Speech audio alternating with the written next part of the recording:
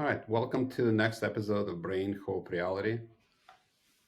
PTSI, not PTSD, and we'll talk about that. We have a very special guest today who's going to introduce himself. I don't want to get the name wrong.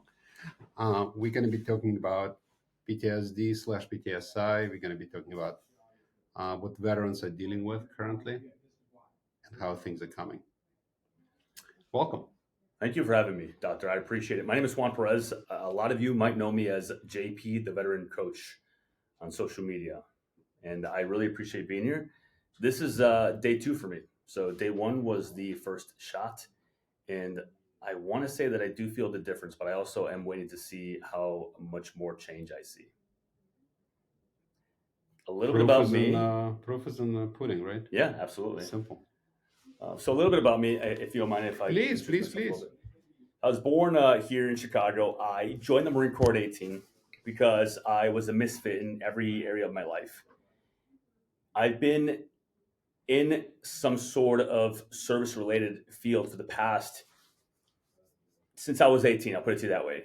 I went into the Marines when I was 18, deployed to Afghanistan, served overseas, came home, and I couldn't make sense of anything. And I was going through a lot without even knowing what it was. I ended up going into law enforcement. Can I interrupt you? I'm going to tell them to move. They're speaking. Yeah, Because absolutely. I hear too much noise. Yeah, okay, I get it. That's going to be pretty bad quality. Yeah, no worries. I'm sorry. No, I'm glad you said something. You mind if I ask you guys? Sorry. Thanks, buddy.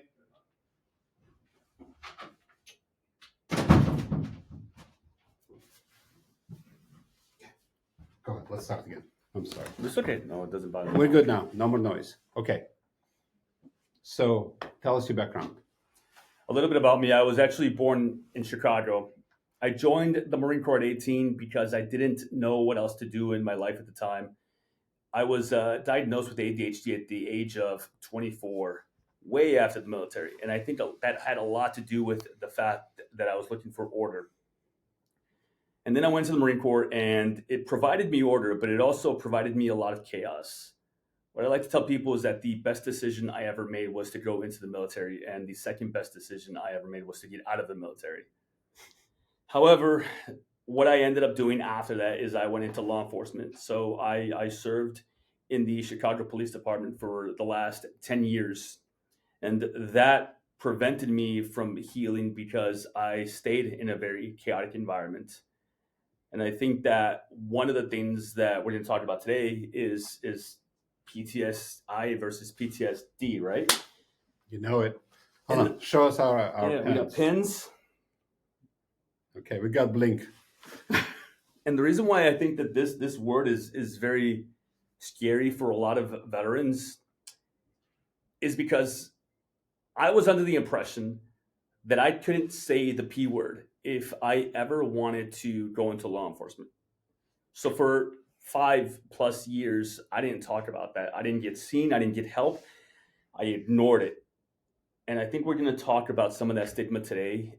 But what I'm doing right now is I'm actually leaving law enforcement. I have the VetRise Academy, which is a coaching program for veterans. I also run the VetRise podcast, which is a podcast where I talk about specific veteran issues. But my biggest thing, and I'm sure we'll get into it, is that we need to start focusing on the present and where we're at now while addressing the past and understanding that it does affect us, but it doesn't keep us in a stage where we are doomed to live that life. Would you say it doesn't define you? It does not define you. Right. Absolutely. And it's not a lifestyle, would you say? Absolutely. Those are my two big things. Yeah. PTSD is not a lifestyle. What it shouldn't be. PTSI is a medical diagnosis that is treatable using medical science. Mm-hmm. What a concept. Go ahead. I'm sorry. No, I mean, I love that because I think it becomes a lifestyle. I think that a lot of veterans, we feel like it is our identity. Right. And we feel like it's the only thing that makes sense to us. And we kind of enjoy the chaos. And therefore, we feel like if we lose that, then what do we have left if we have nothing else? So can I give you my medical thing? So I think there are a couple of things. Number one, let's talk about PTSD for a second. The term, where it came from, where we are now, and where it should be. And this is something I'd like to recruit your help in. Mm-hmm. So So I'm more of a scientist than a social influencer, which I'm not a social influencer by any measure. I can barely spell. But if you look at PTSD, the first time the science of PTSD was described was during the Roman Empire, 2,000 years ago. In the modern era, the first time PTSD-like symptoms were described systematically was during the Civil War. It was called the soldier's heart. And they described it as people getting faint, the heart was beating, and they were uncomfortable physically. So you can actually measure that or see that for yourself. During World War II, World War One, it became shell shock. Mm-hmm. Then it became battle fatigue. Then it became Vietnam syndrome. And then in 1980, DSM-3. So it's that's what psychiatrists use to make diagnoses. Yes. DSM-3 defined PTSD term. So it has not changed since 1980. Science has changed a little since 1980. Mm-hmm. Keep in mind, DSM is an interesting book because psychiatry doesn't lend itself as well to diagnostic. Like heart problem is pretty easy to diagnose, right? Somebody's having a heart attack, you can dissect the heart and you can see the heart died. But DSM-1, homosexuality is considered a mental disorder. Point is, it's not absolute. DSM-2, shockingly, that was no longer in that book because the protests were quite significant. So, and it's not a, just is, and just a history. I'm not making any socially important comments here. But the key point is, so the reason I got interested in the term, because I'm not a psychiatrist. In fact, I would say I'm anti-psychiatry in many ways. I'm anti-ineffective psychiatry. So I like psychiatric interventions which are effective. So my particular background is my father had severe PTSD from World War II. He was part of a squadron that's got 10,000 flyers, and that job was to drop bombs and torpedoes on German ships. And they don't like being destroyed, obviously. So out of 10,000, 100 made it home. So my father had severe PTSD. He gave it to my mother and me. That's called secondary PTSD, which made me touch on that. So eventually it led to my mother's suicide. So my mother saw her psychiatrist the day before she took her life. So I would say my view of psychiatry then, and unfortunately hasn't changed that much currently, is not optimal. So to me, we need to do something that works quicker, that's dependable, and it's easy to do. Taking medications all day long, it's hard to do. It's called compliance. And compliance to medication is pretty low, right? Because it makes you sick and doesn't work, whatever. But again, so I met an amazing man. His name is Frank Egbert. So he's 87 years old now. He used to be the number 2 man for National Institute of Mental Health. He defined the term Stockholm Syndrome. So, he's a pretty high-end guy. So he talked about the name change that was required because he has been working with a lot of military personnel, and they were saying, we're killing our brothers and sisters are killing themselves because of the stigma associated with the term PTSD, because nobody wants to be sick like that, because there's no end in sight. So he hooked up with or connected with Peter Shirelli, General Shirelli, 4-star general. He was Army general, not medical. So Peter Shirelli went to American Psychiatric Association in 2013. They said, we need to change the name because people are dying because there's so much stigma. And APA in their wisdom said no.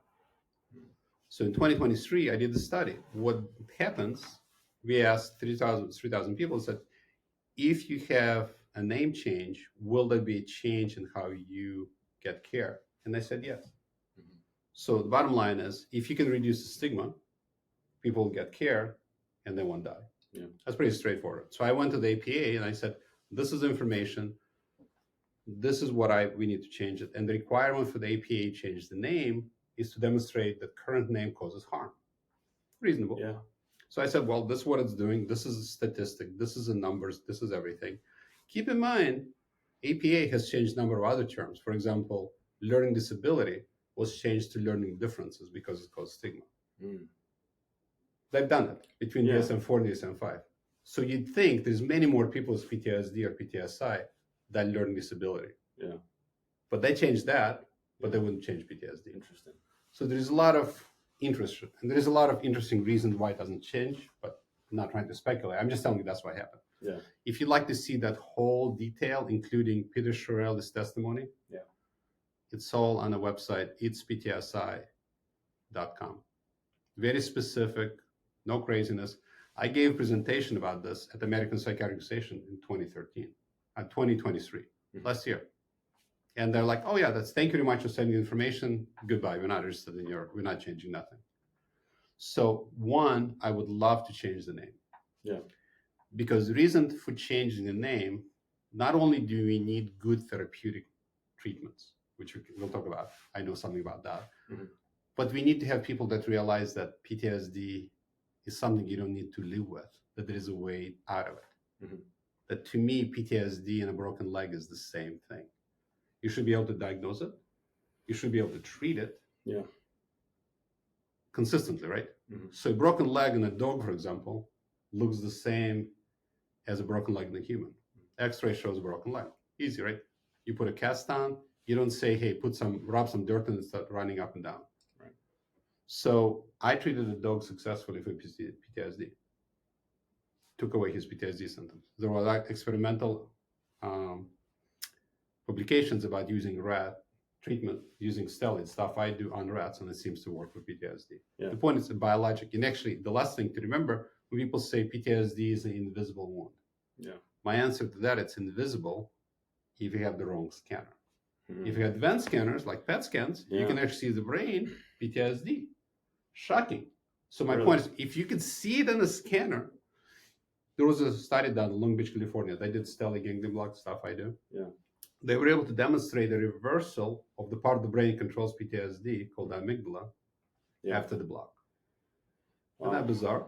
This is crazy. It's real. I mean, it's happening now. Look at Peter Chiarelli, a 4-star. Yeah. He's been at it since 2013.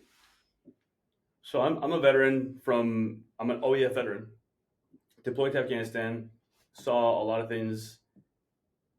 We came home, and it was understood that when we were asked, how are you doing, that you were going to say you were okay.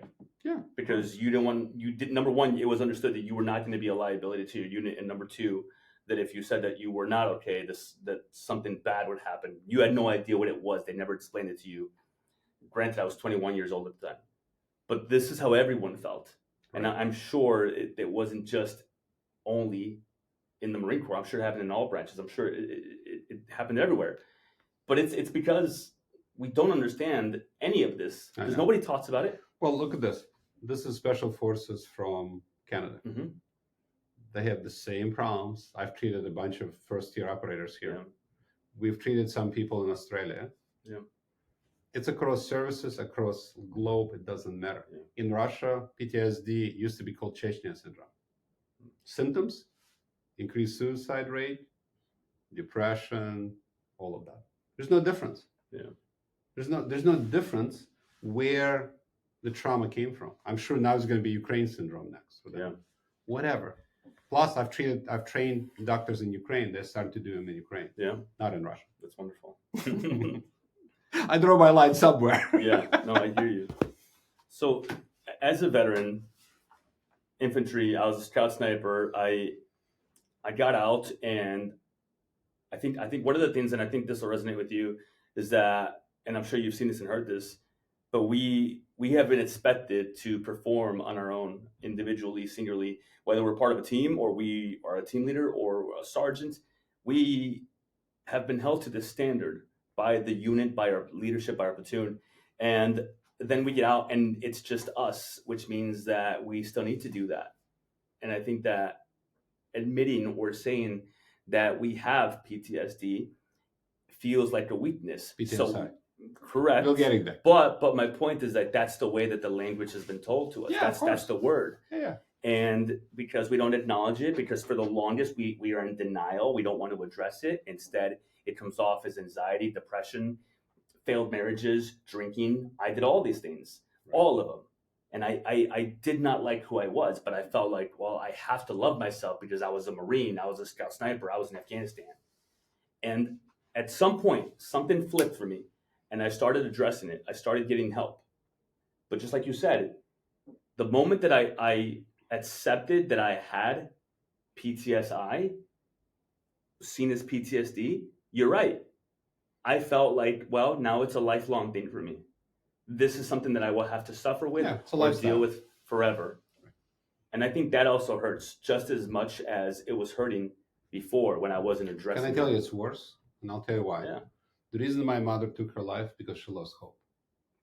So living in PTSD or PTSI, which I have personally lived in that as well, puts a lot of pressure on you. And if you look down 50 years, why would you live in 50 years of misery?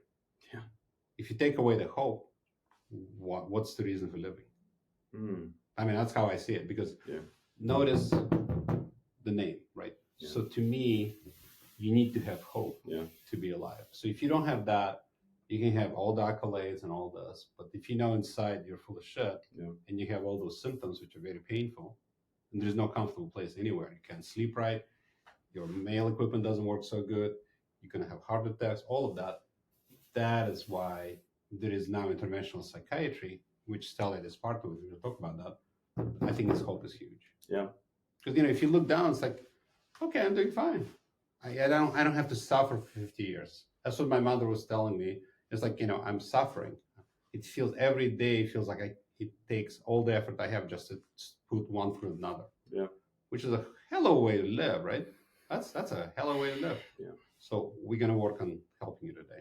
Thank you. I look forward to it. I'm really excited for what not just the next 2 weeks are gonna look like, but the next 2 years. I think we can do. I have had absolute honor to work with amazing veterans such as yourself and active duty personnel. And then I think it's a huge thing. I think it's a huge problem, but it is solvable is what we have. What I'm talking about though, this is now not easy, but it's possible to solve what we have with what we have today scientifically. It's nice to dream ahead like brain link and all the other hyper advanced stuff. Yeah. But the stuff that I know how to do, and it works very well rapidly. Mm-hmm. It can be used today. Yeah. Why are we waiting 20 years to treat our veterans? So this is unheard of. And the reason I say that is because I posted about this last night on TikTok and on social media, and all of the people that were commenting and replying, a majority of them out of the, I think there's like 100 comments, had never heard of this. And they had never heard of this, and even the people that had didn't have the right information. And I didn't have any information because I heard about this also a little bit. Dakota Meyer talked about it on the Joe Rogan podcast, which you should definitely be on, by the way. I don't know. Wait, come on. We got to pitch to Joe Rogan. How's that? Right now, let's do it. Let's do it. All right. So you start, and I'll finish. I think that there are people on this planet that have a different point of view than others, and I think those people need to be heard and need to be seen because it's important to put this out there. And as a veteran who thought that the moment that I accept that I have PTSD, it means that this is my life forever and I will have to deal with it, go to the VA, go to appointments, take medicine, whatever, for the rest of my life and suffer from it. People like Dr. Eugene here, Lipov, are truly pioneers in what they're doing. So if Joe Rogan or Jocko Willink, because both are freaking amazing people, and I know they both know each other really well, happen to see this, I think this is something that needs to be talked about more. I think you guys should have Dr. Eugene Lipov on your show because most veterans, and I'm speaking as a veteran that understands and hears from a lot of veterans on a day-to-day basis, do not understand that this is even a possibility. And I think that if we change the framework of how we look at what's possible and creating, not just switching this, but creating hope, yes, I think that would be amazing. But it's realistic hope. The cool thing is false hope is worse than no hope. Yeah. But this is realistic based on science. So the thing I would want to discuss was whoever can help me promote this message. Basically, the name needs to be changed. And what it'll do is open people up to understand that it's PTSD is actually post-traumatic stress injuries. It is a brain change that is seen on scans, 1. 2, there are treatments available. It could be stellar ganglion block, which I know Joe Rogan talked about with Dakota Meyer. Was interesting that when he looked it up, he was looking at my article and my face was on it, which I find pretty funny. But stellar ganglion block is something I came up with in 2006 and I published 2008. But there are other things I would like to talk about, such as what does PTSD do to aging? So we're doing a study with UCLA right now, reversing aging using stellate ganglion block, because if you can treat PTSD, your aging is being reversed. Because one of the things that people don't think about, PTSD or PTSI, physiologic effects, increased aging, twice the chance of heart attacks, up to 85% of men with PTSD have sexual dysfunction. And all of that can be treated relatively simply using stellate ganglion block. Wow. Which is crazy if you think about it, but it makes sense. If you're running from the tiger, you don't want anything sticking out. Yeah.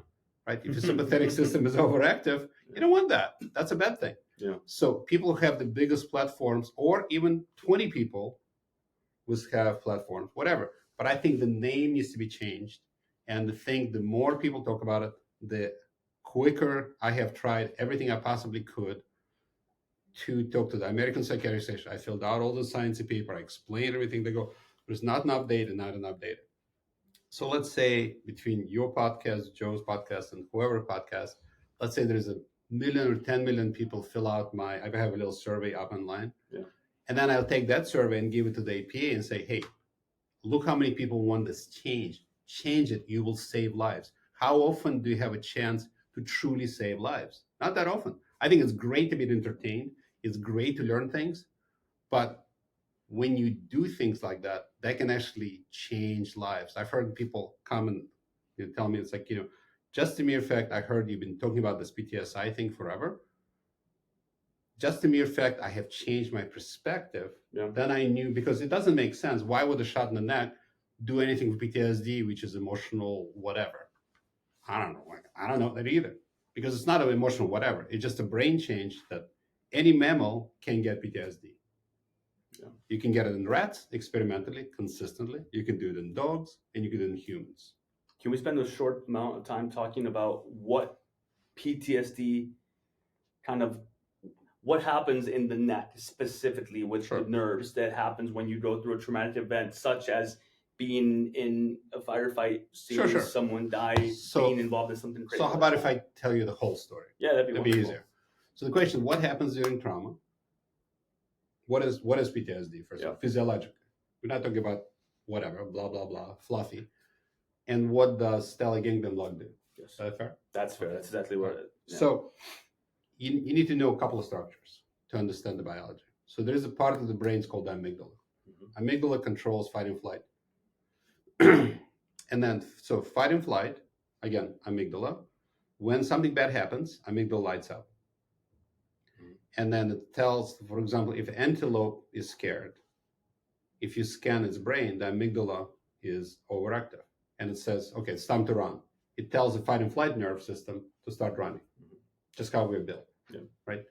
So if this trauma is severe enough, what happens is fight and flight nerves get overactivated and they grow. So the way the nerves, fight and flight nerves, start in the neck and go up to the brain, and they connect to the amygdala. So if there is a severe stress, so let's say there's usually 5 nerves, fight and flight nerves. After severe stress, now you got 10. Each one of those things pump out norepinephrine. Norepinephrine is like adrenaline. Yes, probably heard that. So if you take fluid around the brain, which is the most accurate way of assessing neurotransmitters, norepinephrine level will be twice as high in somebody with PTSD compared to without. Really? So that's been shown, no question. Okay. So if you're interested in those details, you can read my science book, article 2009, explains all that. Okay. Anyway, so when, again, trauma occurs, the reason this extra nerve growth happens is because the brain produces something called NGF. It's a molecule, it's called neurotropin, that makes things grow, especially fight and flight nerves. Okay. So that molecule goes from the brain after trauma, hits the stellate ganglia, which is where the nerves connect, fight and flight nerves connect. Once NGF gets there, as long as it's there, those extra nerves are there. Okay. And as long as you have the extra nerves, then pop out more norepinephrine. Make sense? Yeah. So when you do local anesthetic here, that's what we did yesterday. Yes. We're going to do the other side today because there are 2 amygdalas, right? So that's why we got to do hit both. Anyway, so when we do the NGF reduction, so local anesthetic reduce NGF. Why? God built it that way. Again, if you want details, look at my 2009 article. Anyway, so when you reduce the NGF, the extra nerves go away. It's called pruning. Wow. So local anesthetic works like that. Okay. in about 10, 15 minutes, norepinephrine goes down. So people feel they can take a deep breath, they don't feel as agitated, they're more calm. Yeah. But that other thing that happens is really cool. In about 24 to 48 hours, pruning starts. So extra nerves just go away. So we treated a guy 17 years ago that was special forces. He was patrolling the street in Iraq, he had to shoot a 10-year-old kid laden with explosives. Horrible. Came home, tried to kill his wife a few times. Anyway, we treated him twice. 17 years ago, he's still doing good. Wow. I have so many questions. That does answer your question? Go ahead. We have time. I'm not in a hurry. Do you think that, I'm sure you more than just think, I'm sure you know, but because we developed those extra nerve receptors, right? No, not receptors, extra nerves, actually. Extra nerves. Do you think that has something to do with why so many veterans are looking for chaos or create chaos because they're looking for something to make them feel alive? Let me give you an answer to that. So actually, one of the best scientists in the world in this space is called Stephen Porges. Okay. So polyvagal theory, amazing man. So one of the things, so he studied like fish, reptiles, whatever. So it turns out human beings are very bad. If you slow them down, they feel like they're dying. So I'll connect the two for you. Yeah. So you're 100% right. So if you look at most forts in the United States, they always have a motorcycle that's destroyed sitting in front of the gates. Why? Because some lunatic has been driving like a crazy man, right? And they get into motorcycle accidents all the freaking time. Why? They call it adrenaline junkies, right? But why is that? Is the question. So here's the physiology of it. It's really cool. So if you scare a turtle, turtle goes in the water, dives down, takes a deep breath, doesn't breathe for 4 hours or whatever number of hours, right? So the vagus nerve is activated. So they hold the breath, and that's how they're designed. In our case, so fight, flight, or freeze, right? So if you have too much stress, then people freeze, like they can't even move, right? If you look at the monitor, sometimes people, it's called a vasovagal episode. The heart rate goes down, the blood pressure, they can actually stop the heart, right? Just putting an IV in, they can stop somebody's heart if they're sensitive. Same thing here. When somebody has too much stress, their vagus nerve is too active. You're trying to keep yourself alive by running around like a nutball, jumping out of airplanes, anything to get revved up. So there's more fight than freeze. You're trying to prevent the freeze, but you're always fighting the freeze. Yeah. That's why the lunatic drives 100 miles per hour weaving between cars. He's fighting his reptilian response. This can save so many lives. Hell yes. Because the moment that, it's a domino effect, the moment that the name can be changed, the moment that veterans like myself won't be scared to ask for help and to get help, which means that more information, more research, more funding will go into this procedure. Yeah. And in turn, the information will be out there and veterans will understand that there's nothing permanently wrong with me. I won't be like this forever. It's not a shame also. The other part is, this whole concept of rub the dirt in to keep walking it off, that's stupid. It is. I think that it's the military creating war fighters, and that's the military's job. There's nothing wrong with that. You need the military. For sure, and I agree with that, but I also think that we need to understand that the VA needs to be just as important. And when I say VA, I know that you probably have your opinions, I do too. But what I mean by that is that we have to understand that the military is there to create war fighters, and we have to have something. Maybe it's the VA, maybe it's not, maybe it's something else that helps create, I don't know, civilians again. Because how about successful citizens? That's after the very service. Similar to what my like successful citizen after your service. Yeah, I think one of the best things. The reason I love working with military people. Yeah, I used to run trauma unit, right? So I've never been. Nobody shot at me. I've never picked up a gun like that. But I understand that you have to be dependable. You have to do this. There is specific structures, and you have a team. I think that's the best. So I think in many ways, the training you have is invaluable, but you can keep that without this. Yes, I see. Right, without that. Why did you have to have broken marriages? Why do you have anger, nastiness, beating people? It's not, and you can't help it. Then the people feel, there's the cycle, right? So the other thing is I'm very big into, it's called secondary PTSD, which is wives and girlfriends, whatever. So the saying is, when the guys go to war, the family goes with them. Yeah. They're not going by themselves, right? Oh, man. That's where they're at.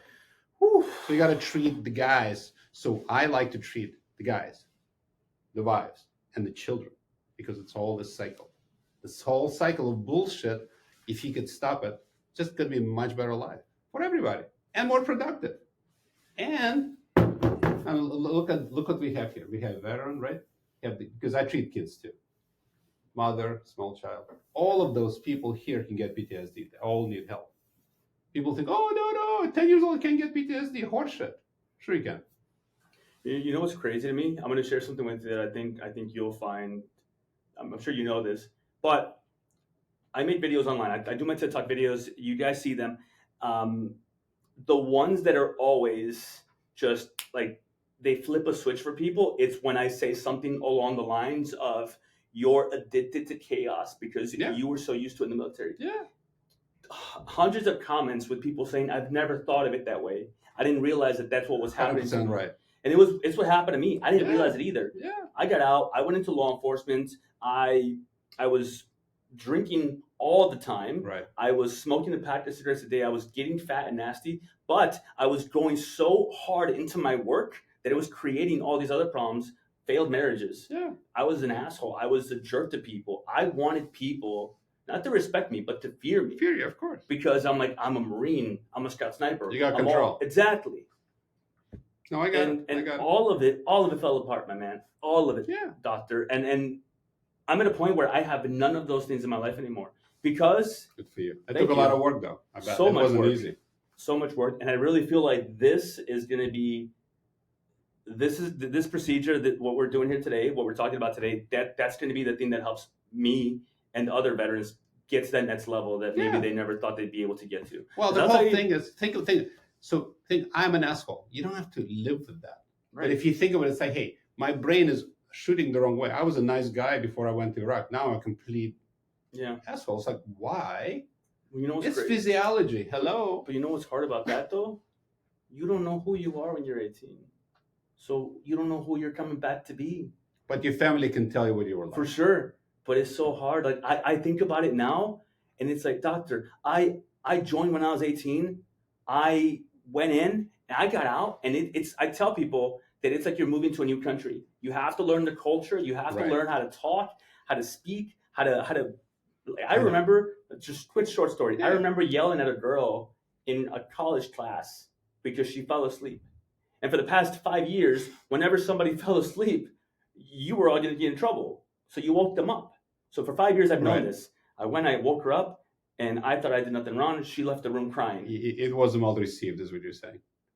The professor pulls me aside, and he's like, were you in the military? And I was like, yes. And I thought he was going to give me an attaboy. No, he's like, you cannot talk to people like that anymore. This is not it. And it's but think about it. What's world. Interesting, what we've seen a lot of people after the procedures. Yeah. And there's no 100% procedure, right? Anybody says, 100%. Bullshit. It's not possible. Our success was 80%. It's not bad. But what's interesting is a lot of times the spouse telling you giving my spouse back what they were like before X, before deployment, before trauma, before being a firefighter, before being a policeman. Yeah. In your case, you have a double whammy. Plus Chicago. Whew, God bless you for keeping us safe. I mean, I think that is a very tough job. It was what I needed in the moment. It was fine. It was the only thing. Thanks for saving us. I mean, it's like, believe me, living in Chicago has been very frightening for me. It was self-serving, if I'm being honest. It was self-serving because I love the fact. How about it was synergistic? You kept us safe, and he did something for you. Absolutely. I don't care about you. I just want to be safe. No, I appreciate that. I like that. I like that mentality. But synergy, right? Yeah, you don't want to be a parasite. No. You want to be synergistic, right? Collaboration is the key. Yeah. And it gave you something you needed. But somebody had to be on the street, and you had a lot of military training, which is very helpful. I mean, you got great training. Yeah. So anyway, we end with something, and we'll go see how you do. Yeah, wonderful. If you feel like it, we can come back and do a little at the end after you're done. We'll see how you feel. I'd like to just say one piece before we end. this is it's very eye opening. Having these conversations are important, and also understanding that it doesn't define you. You don't have to be that forever. And the fact that there is a way out of this thing that we've been told by media, by our friends, by other veterans, that, well, this is what you're going to deal with for the rest of your life. Like, it doesn't have to be that way. And I'm excited to see what happens from this. I'm going to be talking more about this for sure. I'm going to be putting as much information out there as I can about this, because I really want to help you with this endeavor. Thank you. And what you're doing is absolutely amazing. I just want to thank you on behalf of veterans, and Thank you, brother. thank you for the work you're doing, Doctor. It means a lot to me, and I appreciate you taking time to have me on today. I really Thanks appreciate for coming. it. Of course, thank you. See you soon. See you.